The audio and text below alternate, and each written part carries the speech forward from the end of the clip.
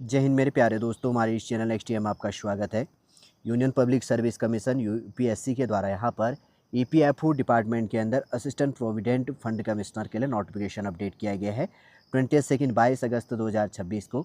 बने रहेगा लास्ट तक। जो भी फॉर्म फिल से रिलेटेड इंपॉर्टेंट पॉइंट होंगे मैं यहाँ पर आपके लिए अपडेट करूँगा। और प्रेजेंट टाइम पर जो भी न्यू स्टूडेंट है यहाँ पर विजिट कर रहा है, यदि आपके द्वारा हमारे इस चैनल नेक्स्ट टीएम को सब्सक्राइब नहीं किया तो सब्सक्राइब कीजिए, बेल आइकन को प्रेस कीजिए, ताकि जो भी इंपॉर्टेंट इन्फॉर्मेशन हमारे द्वारा आपके लिए अपडेट किया जाता है तो उसका नोटिफिकेशन आपके पास समय पर अवेलेबल होगा। यूनियन पब्लिक सर्विस कमीशन है, यूपीएससी online.nic.in ऑफिशियल वेबसाइट है। और इसके अंदर सबसे पहले असिस्टेंट प्रोविडेंट फंड कमिश्नर के लिए वैकेंसी अपडेट किया गया और वैकेंसी नंबर देख सकते हैं अगर आपको कोई कन्फ्यूजन है तो। सबसे पहले यहाँ पर वैकेंसी दी गई है अनरिजर्व के लिए 29, ईडब्ल्यूएस के लिए 8, ओबीसी के लिए 18, एससी के लिए 15 और एसटी के लिए 10 और पर्सन्स विद डिसेबिलिटी के लिए 3 पोस्ट है इसके अंदर आपके लिए दी गई हैं। आगे बढ़ते हैं। उसके बाद में पर्सन्स विद डिसेबिलिटी से रिलेटेड कौन एलिजिबल होगा, यहाँ पर पॉइंट दिया गया, आप देख सकते हैं। सबसे पहले जो 3 पोस्ट है इसके अंदर बटी हुई है, first second third ABC point करके यहाँ पर।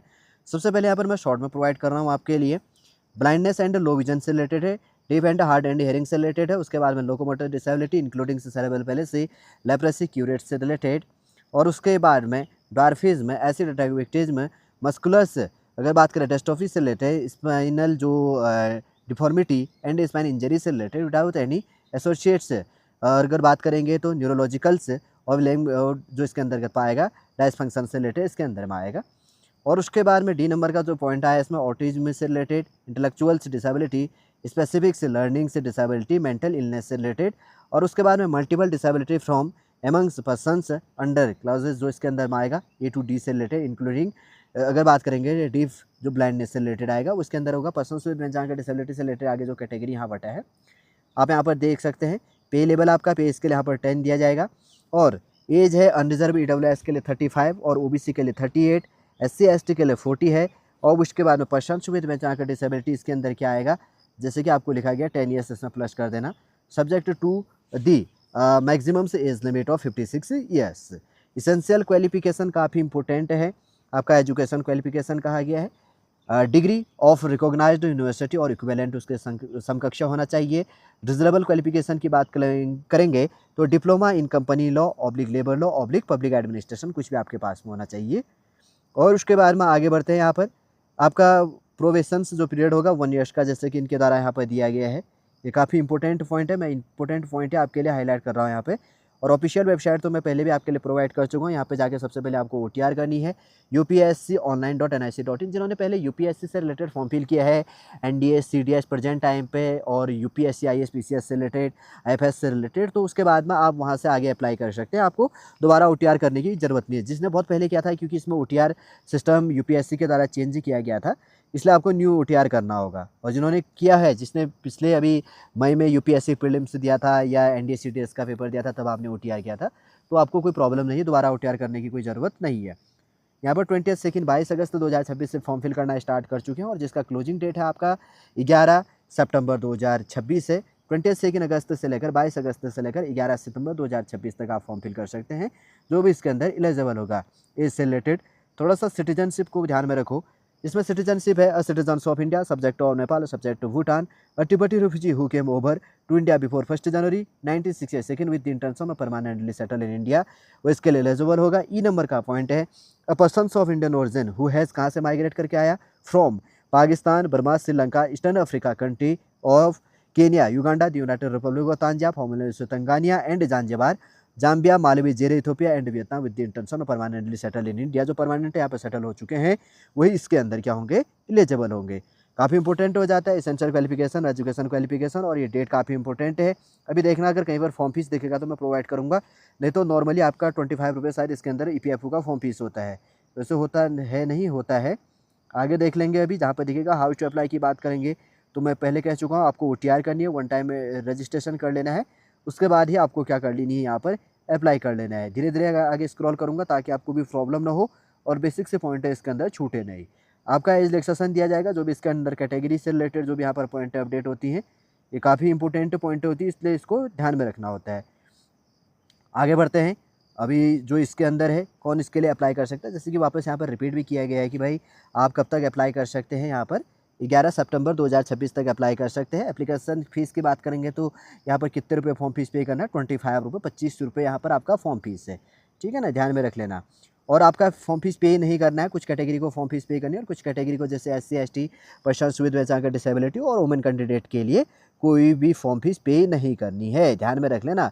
केवल यहाँ पर OBC EWS और उसके बाद में अनरिजर्व्ड मेल के लिए ही 25 रुपये 25 रुपये फॉर्म फीस पे करना है। किसको पे करना है? OBC EWS और अनरिजर्व्ड मेल कैंडिडेट के लिए जनरल कैटेगरी के अंदर जो आएंगे, और SC ST और पर्सन्स विद डिसेबिलिटी और वुमेन कैंडिडेट के लिए कोई फॉर्म फीस पे नहीं करना है। आगे बढ़ते हैं। उसके बाद में एज रिलैक्सेशन तो कैटेगरी वाइज दिया जाएगा, जो पहले मैं बात कर चुका हूँ आपके लिए, वो बेसिक से पॉइंट इसके अंदर दी गई थी। और उसके बाद में भी इसका सिलेबस भी इनके द्वारा प्रोवाइड किया गया होगा लास्ट में। देखिए काफ़ी इंपॉर्टेंट है, आपका एग्ज़ाम सेंटर यहाँ पर दिया गया है, नियरेस्ट आप देख लीजिएगा आपका कौन सा एग्ज़ाम सेंटर है। टोटल यहाँ पर 84 एग्ज़ाम सेंटर दिए गए हैं। मैं इतना प्रोवाइड तो नहीं करूँगा, आप स्क्रॉल करके इसको यहाँ पर स्क्रीनशॉट ले लीजिएगा, ठीक है। ये देखो एग्ज़ाम सेंटर आप अपना देख लीजिएगा। देखिए उसके बाद में यहाँ पर है, ये देखिए यहाँ पर ये एग्ज़ाम सेंटर काफ़ी इंपॉर्टेंट हो जाता है, ताकि आने वाले समय में कोई प्रॉब्लम ना हो कि आखिर एग्ज़ाम सेंटर क्या रहेगा। फिर उसके बाद में यहाँ पर और पॉइंट है, बार बार यहाँ पर वेबसाइट भी अपडेट की गई है, ताकि अपने को ध्यान में रहे कि भाई इसका ऑफिशियल वेबसाइट क्या है। मैं बार बार कह रहा हूँ कि जिन्होंने UPSC 2000 यहाँ पर अभी 26 प्रीलिम्स का फॉर्म फिल किया था, तो उनको दोबारा OTR करने की ज़रूरत भी नहीं पड़ेगी। और उसके बाद में यहाँ पर सिलेबस भी इनके द्वारा दिया गया, शॉर्ट में सिलेबस भी इसके साथ ही अपडेट करते हैं। जनरल इंग्लिश आपके लिए पूछा जाएगा। सेकंड पॉइंट है इंडियन कल्चर से हेरिटेज एंड फ्रीडम मूवमेंट से रिलेटेड आपके लिए डेवलपमेंट, अगर बात करेंगे तो डेवलपमेंट से रिलेटेड जो इश्यूज़ है एंड प्रेजेंट जो ट्रेंड से रिलेटेड जो यहाँ पर इंडियन इकोनॉमी से रिलेटेड आया है। और उसके बाद में गवर्नमेंट से related governance and constitutions of India से रिलेटेड जो चीज़ें हैं। और उसके बाद में general science and basic knowledge of computer application से रिलेटेड है। अगर बात करेंगे तो elementary mathematics, statics and general mental ability से रिलेटेड आपको पूछा जाएगा। इंडस्ट्रियल रिलेशन से रिलेटेड, लेबर कोड से related and social security in India से रिलेटेड आपको पूछा जाना है। प्रिंसिपल्स ऑफ अकाउंटेंसी से रिलेटेड, ऑडिट एंड इंश्योरेंस से रिलेटेड आपको पूछा जाएगा। और current events of national and international importance से रिलेटेड आपके लिए टॉपिक यहाँ पर पूछे जाएंगे।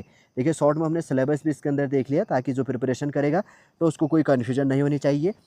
यहाँ पर जनरल EWS कैटेगरी के लिए अगर बात करेंगे तो 50 एंड उससे अब मार्क्स होना चाहिए। OBC के लिए 40 एंड उससे 45% प्लस से अब मार्क्स होना चाहिए। और SC ST persons with category के लिए 40 एंड उससे अब मार्क्स आपके होने चाहिए, ध्यान में रख लेना। जनरल EWS के लिए 50, OBC के लिए 45 और SC ST और PWD के लिए 40% से अप 40 या उससे अप होनी चाहिए। ये बेसिक से पॉइंट होती है, इसलिए हमें ध्यान में रखना होता है। ये इंस्ट्रक्शन दिया गया है कि भाई कैसे आप अप्लाई कर सकते हैं। और उसके बाद में इसमें कुछ फॉर्मेट डाउनलोड करना होता है, जब आपको अगर ज़रूरत होगी तो तब वाले में। वैसे तो अगर बात करेंगे तो सबसे पहले हमने EPFO डिपार्टमेंट के अंदर एक चीज़ें लास्ट से मैं वापस स्क्रॉल कर देता हूँ, आपको कितने % मार्क्स से लेके आने इसके अंदर, इसे यहाँ पर बात किया गया। एक बार थोड़ा सा देख लेते हैं।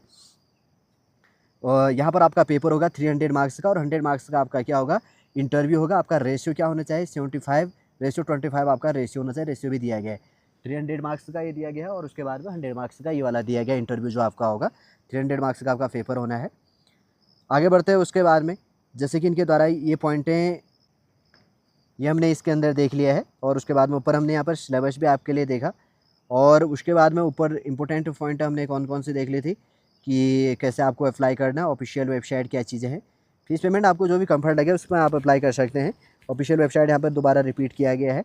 और उसके बाद में ऊपर स्क्रॉल करता हूँ मैं आपके लिए, और पॉइंट कौन कौन सा मैं रिपीट कर रहा हूँ दोबारा, ताकि आपको कोई कन्फ्यूजन ना हो। देखिए यहाँ पर ये बेसिक से बहुत सारे इंस्ट्रक्शन दिए रहते हैं। फीस से रिलेटेड मैंने बात करी थी ऊपर, और एग्ज़ाम सेंटर से रिलेटेड 84 एग्ज़ाम सेंटर जो बनवाए गए हैं आपके, तो आप यहाँ पर दे सकते हैं जो आपका नियरेस्ट होगा, ठीक है, देख सकते हैं आप इसमें। और कैटेगरी से रिलेटेड, रिलैक्सेशन से रिलेटेड इनके द्वारा बात करी गई है, और किस कैटेगरी के अंतर्गत में कितना रिलैक्सेशन दिया जाएगा वो यहाँ पर इंक्लूड है। और कब से कब आप अप्लाई कर सकते हैं वो यहाँ पर दिया गया है, 11 सितंबर तक आप अप्लाई कर सकते हैं, 22 अगस्त से लेकर 11 सितंबर 2026 तक। और उसके बाद में ऊपर एजुकेशन क्वालिफिकेशन शॉर्ट में इनके द्वारा डिस्कस किया गया है।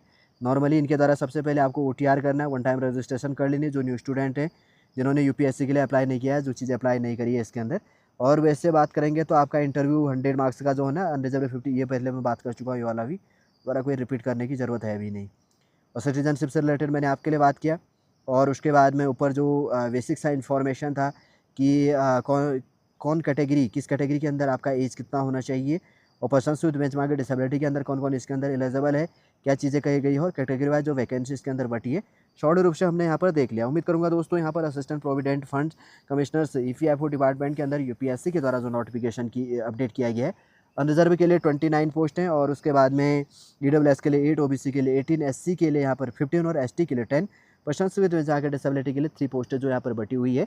सॉलिड रूप से फॉर्म फिल से रिलेटेड जो इंपॉर्टेंट पॉइंट थे हमने यहाँ पर अपडेट कर दिया और सॉलिड रूप से आपको समझ में भी आया होगा। यदि आज का इन्फॉर्मेशन आपको अच्छा लगे तो लाइक कीजिए, कमेंट कीजिए और हमारे इस चैनल नेक्स्ट टीएम को सब्सक्राइब कीजिए। वापस हम नेक्स्ट क्लास के अंतर्गत आपसे मिलेंगे। जय हिंद, जय भारत।